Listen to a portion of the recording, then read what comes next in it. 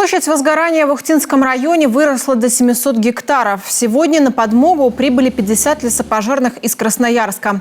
Как отмечает главный аналитик Коми лесопожарного центра Владимир Дробахин, ситуация сложная.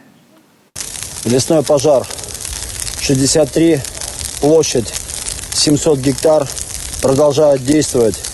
Принимаем максимальные меры по его остановке. Проводим с помощью тяжелой техники. Создаем искусственную минерализованную полосу.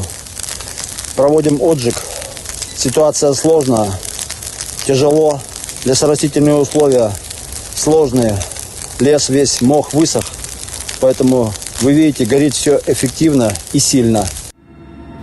Пожар тушат с воздуха и земли. Идет устройство опорной минерализированной полосы для остановки огня.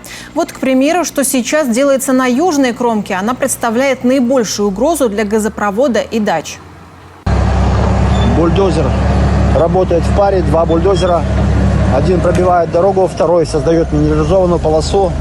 Работа очень сложная, тяжелая, опасная. Где-то около 800 метров по естественной дороге. Обновили дорогу бульдозером. Ребята отожгли, удержали. Тоже очень опасное направление, которое угрожало газопроводу. Ситуация стабилизировалась. Угроза снята.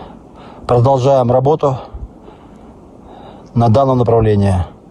Продолжается работа и по отжигу. Это так называемый встречный пал, то есть пущенный навстречу огонь выжигает лесную подстилку, чтобы пламя не распространялось дальше. Как отмечает Владимир Дробахин, помогает ветер, он сейчас слабый.